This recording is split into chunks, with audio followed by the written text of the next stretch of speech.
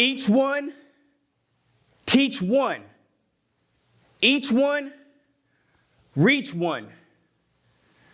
Mentorship is a crucial element, often missing in the lives of numerous at-risk youth.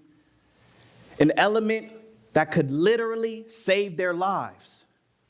Marginalized and underserved communities are often viewed as a separate or other world by outsiders. In this other world, the role of a mentor could be the crucial divide between life and death for youth. Because mentorship is magical, especially for youth growing up in this other world. Youth in this world often only see themselves becoming an athlete or an entertainer in middle school. And by high school, their options have slimmed to being a gang member or involved in drugs or some other illegal hustle. From ages 13 to 15, I was a homeless youth. And my homelessness, it didn't mean sleeping under a bridge or in a tent on Skid Row. Rather, it meant not having a permanent place to call my own. My family moved from one friend's home to another, sleeping on couches or floors until we overstayed our welcome. During this time, I recall one night being filled with hunger, walking to a payphone to ask my dad for money to buy food. His response was crushing. I'm not your dad. Pretend I'm not your dad anymore. From that moment, I felt a need to step up and be the man of my family, despite not knowing how. By my freshman year of high school, my amazing and resilient mother has stabilized our family situation, securing an apartment for us. That year, I met individuals who would become the most significant friends of my life. We shared many interests. All of us were gang affiliated. Some were foster youth. Not one of us had our father in the home. Some had no parents at all. Over the next few years, we forged an unbreakable bond. This group, which some might label a gang, we called it a clique. A group of young males who quickly became brothers. Our bond remained strong even in the face of tragedy. At 16 years old, we faced the devastating loss of our friend Lawrence. One evening, he was found fatally shot and laid out on the street. I still remember the profound sadness of kissing his cold, stiff forehead as he laid in that casket. Looking back, I realized the lack of adult support during that time. No one was there to console us, inquire about our well-being, offer therapy, or provide the mentorship we desperately needed to navigate our grief. This cycle of mourning became routine. Bury a friend on Friday, numb the pain with substances over the weekend, and return to school on Monday, expected to suppress our emotions and carry on. Rinse and repeat. Rinse and repeat until graduation. A mentor with lived experience would have been invaluable during those times. One might ask, well, shoot, how do you know mentorship is magical then? Not because me and my friends had mentors, but actually because none of us did. Each one of us had to teach and reach each other. At 21, I found myself incarcerated for a nonviolent cannabis offense. Sentenced to 3 years in federal prison and 3 years on probation.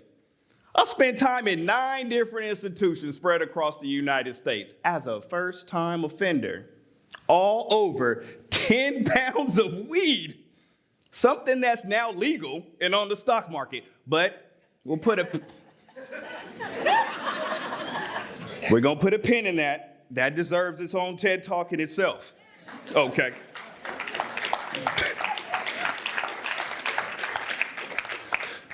About 2 months before my release from prison, I received some devastating news.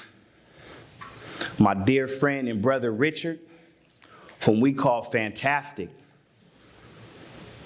had been killed by a group of teens on a shooting spree. This tragic event shattered my life. The pain of his loss still lingers with me to this day. And I miss Fantastic.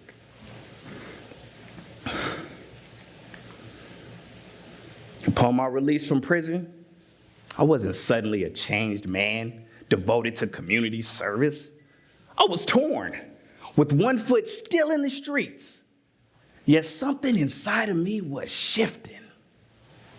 Basil, a significant figure in my life who was slightly older, he mentored me. He saw potential in me that I did not see in myself. His support and guidance was crucial from preventing me from slipping back into the criminal justice system. As soon as I came home from prison, he mentored me, provided me with a great job, a house, and a car. How could a person mess that up, right? I know his guidance is what saved me from returning. Around 2010, I was managing a restaurant I co-owned with Baz. Admittedly, the business wasn't thriving, but my focus wasn't really on its success. Around that same time, it came to my attention that the clique my friends and I had formed 15 years earlier had not only survived, it expanded. Originally, we were just a group of 8, but now there were hundreds. These young people came from the same neighborhoods we grew up in and were in some way connected to us. They mirrored our past, lost, mostly fatherless, and severely lacking positive mentorship. When this came to my attention, I was in disbelief. So I invited these youth to my restaurant one evening, and to my surprise, they came. About 24 of them, ages between 16 and 24, filling my restaurant, looking up to me as the big brother figure they yearned for. But when I looked into their eyes, I saw reflections of my lost friends and my younger self. I saw Fantastic. I didn't know how I was going to help them, but I knew something had to be done to break this continuing cycle of death and incarceration. At that time, I had no aspirations to be a youth advocate, a mentor, or community leader. That was nowhere in my dreams.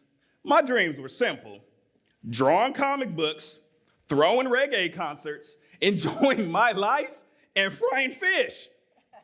Hey, but fate had other plans for me. You ever heard the saying, let the universe take the wheel? Well, in my case, the wheel wasn't just taken, the universe snatched the wheel, threw me in the trunk, and took me on a ride for the next decade. And for the past 13 years, I've been following that path, dedicated to creating effective programs and curriculums aimed at saving at-risk individuals and supporting neglected communities.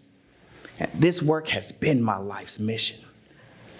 Over the years, I've had the privilege of mentoring numerous individuals, seeing the magic of mentorship and how it changes lives firsthand. A perfect example of this is my mentee, Vincent. As Vincent's court advocate, I supported him through legal challenges and his transition from prison, helping him to overcome a life of crime. Vincent has since graduated college and is currently furthering his education to become a substance abuse counselor, right?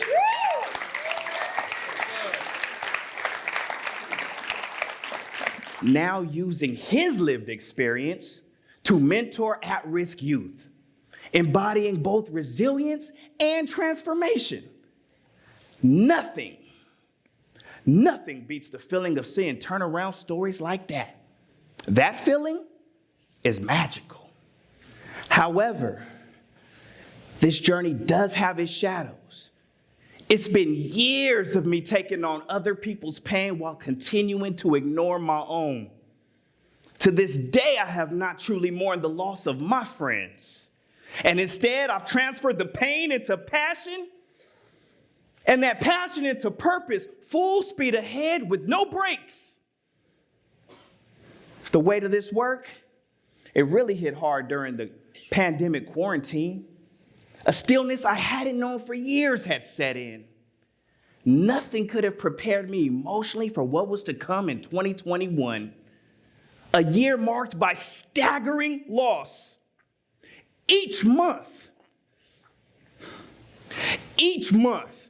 I grieved for at least one person close to me, sometimes multiple, every single month, including 2 cousins, 7 adult mentees, and a 14-year-old mentee named Jesse.